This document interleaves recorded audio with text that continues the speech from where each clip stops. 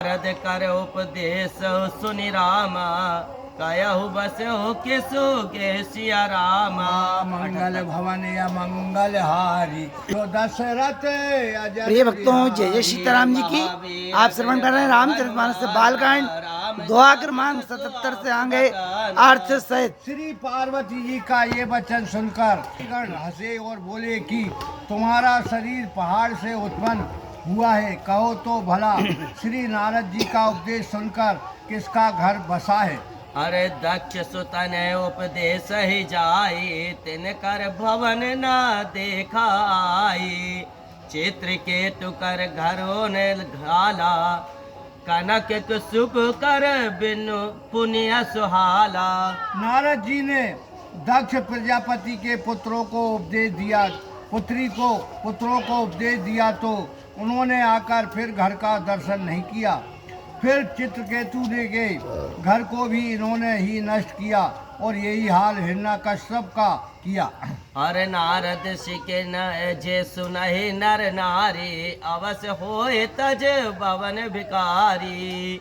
मन कपटी तन सज्जन चीना, आप सरस सब ही चहकीना। जो स्त्री पुरुष नारद जी की शिक्षा सुनेंगे वे अवश्य घर छोड़कर भिखारी बन जाएंगे।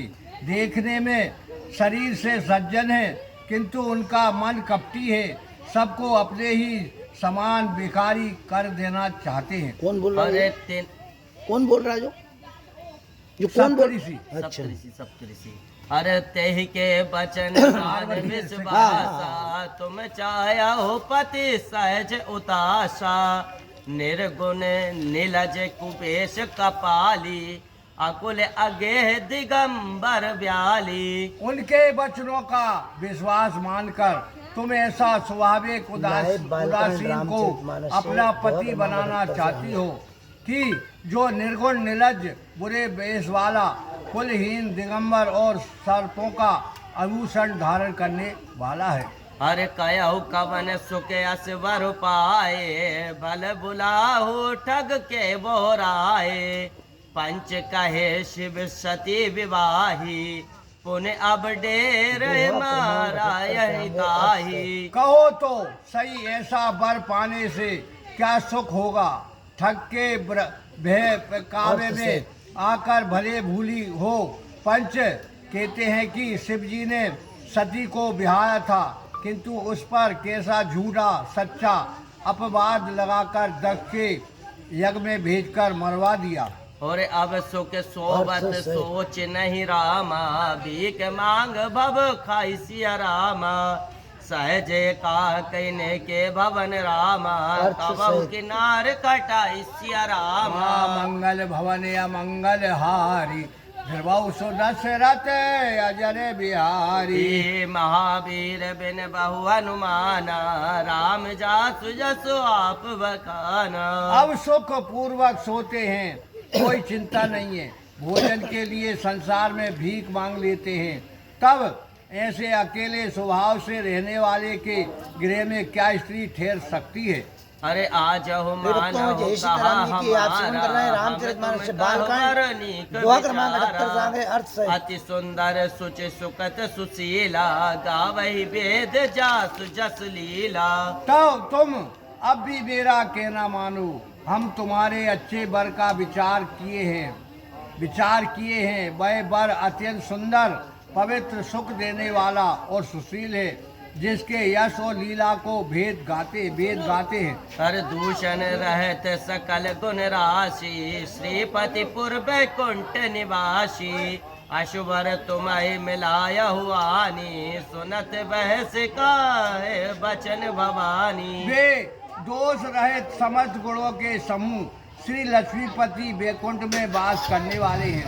ऐसा वर लाकर तुम्हें मिलावेंगे। तब ये बात सुनकर पार्वती जी ने हंसकर कहा, हर सत्य कया हो गिर भव तनु एहा, हट न छूटे छूटे वरु देहा। हर कन कहु पुनि पाषाण ते होई, जार सहज न पर हर सोई। आप सत्य कहते हो कि पार्वती से उत्पन्न ये हमारा शरीर भले ही छूट जाए परंतु इसका हट कैसे छूटे। देखिए सोना पाषाण से उत्पन्न होता है और तपाने पर भी अपने स्वभाव को नहीं छोड़ता। हर नारद बचन न मैं पर हरऊ बसऊ भवन और जर नहीं का डरऊ गुरु के बचन प्रीतित न जेहि सपने सुगम न सुख सिद्ध देहि। चाहे मेरा घर उजड़ जावे किंतु मैं नारद जी की बात को कभी नहीं छोड़ूंगी, क्योंकि गुरु के वचन से जिसको विश्वास नहीं है उसको सपन में भी सुख और सिद्धि सुगम नहीं है। महादेव अवगुण भवन रामा विष्णु सकल गुण धाम सिया रामा जहि कर मनोरम जाहि सन रामा तेहि सन काम सिया रामा। मंगल भवन या मंगल हारी निर्भव सो दशरथ अजर बिहारी। हे महावीर बिन बहु हनुमाना राम जासु जसु आप बकाना। महादेव जी चाहे समस्त अवगुणों के घर और विष्णु भगवान चाहे समस्त गुणों के धाम ही क्यों ना हो, किंतु जिसका मन जिसमें रम गया है उससे ही काम है। बोलो सियावर रामचंद्र भगवान की जय, रामान मैया की जय, आज के आनंद की जय। प्रियभक्तों 80 प्रियभक्तों जय श्री राम जी की। आज की रामायण जी यहीं समापन होती है।